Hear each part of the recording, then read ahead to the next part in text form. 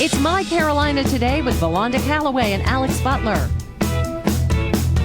Hey, everybody. Welcome back from our little mini vacation, our one-day vacation, thanks to the snow. We missed you. All right, we have a lot coming up in today's show. Absolutely. La Traviata is coming to the North Carolina Opera, and you may not know the name, but I guarantee you know the music. Plus something you definitely know, the Harlem Globetrotters are in town. Yeah. And I put on my high heels so that I could try to keep up with the height. We have a Harlem Globetrotter in the building. We are going to learn some cool stuff. I'm very excited. So lots of cool tricks. And of course, I think they're coming up on their 90th anniversary next year. So this is their 89th year, which is really cool. So yesterday I got outside with Lylan. We tried to go sledding. Okay. How did that go for Randall made her a great little sled last year out of a cardboard box. I couldn't find it, and Randall wasn't home. So I'm looking all over my house. I asked my sister to look around the house. We could not find the sled, so we took a sheet cake pan oh my God. out of the kitchen. A sheet cake pan? Sheet cake pan. Okay. Yeah. And you slid down on a sheet cake pan? Uh-huh.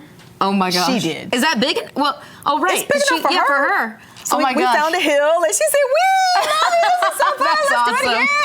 Yes, that is missing from my life. If this really becomes a big snow tonight, and there's a chance for that tomorrow morning, and I happen to be off by chance, I might have to do that. I know I could convince my boyfriend to do that because he would be like, "This is an adventure." I live in walking distance to the grocery store, so I called and said, "Do you have any more sleds?" They said, "No, we sold out last week." So sheet cake pan was all we could manage. So what'd you do with yourself yesterday? Well, I have to say, I really didn't do anything. I just sat around the house. I took pictures of the snow. I was so excited. But this morning, I really got kicked in the butt because I saw when I walked outside, I was like, I didn't know what to do. I had snow on the window. You know, I'm from Florida. I'm the Florida girl. So I was like, what do I do with this? I had like a little circle that I was driving, looking through. I was like this. No, you did yes, not. I just poured water on it.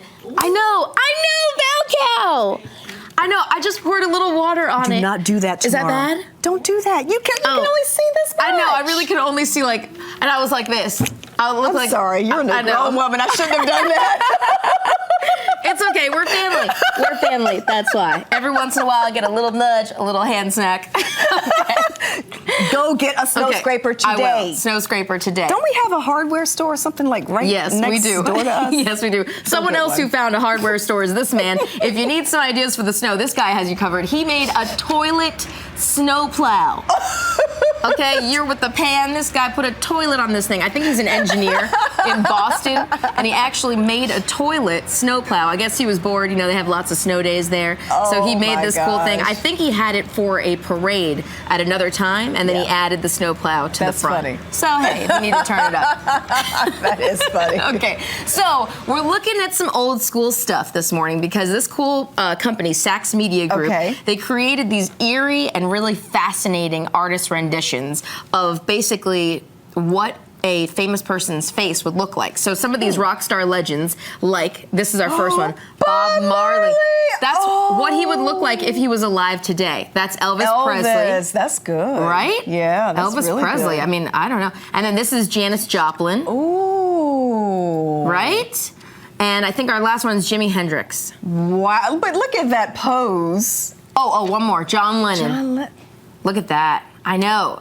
It's kind of mind-blowing, and especially if you lived during the time when, like, you know, these people were very big and, like, you know, seeing their faces. I don't know. It's pretty cool, right? It's cool and kind of weird at the same time. I know. Well, if you're alive today, you probably are always looking for that great look. Tell me, Valonda, truthfully. Like, are you always looking, because I know for me, I'm always looking for what will make sure there's no wrinkles ever. Well, just trying to do the best I can. Right? You know, the older you get, there's always something. Well, we're not, let me tell you, you're blessed because Valonda looks fantastic. Well, thank you, but there's always something you're trying to cover up, tuck in, get it fix, right. You know, whatever. I'm always thinking. So the fountain of youth may be in chocolate. Woo, love because chocolate. a Cambridge University affiliated laboratory has created a chocolate called Estico, I believe, or Esticho.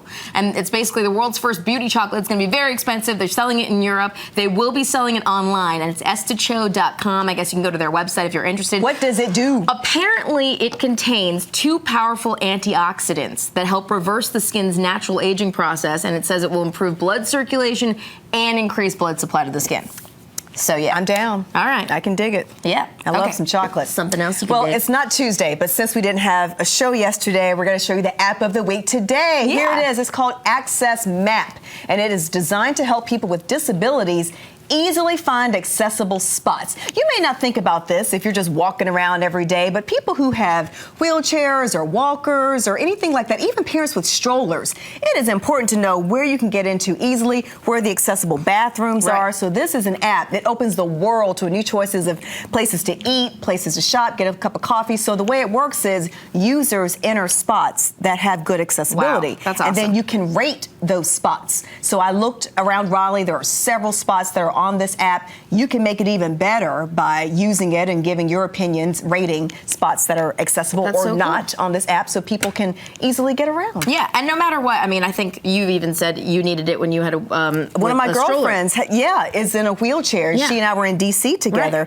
and so it was very interesting traveling the way that she travels and having to look out for these spots that are accessible and those that are not, and even parents with strollers. When I had Lylan in a stroller, it was rough.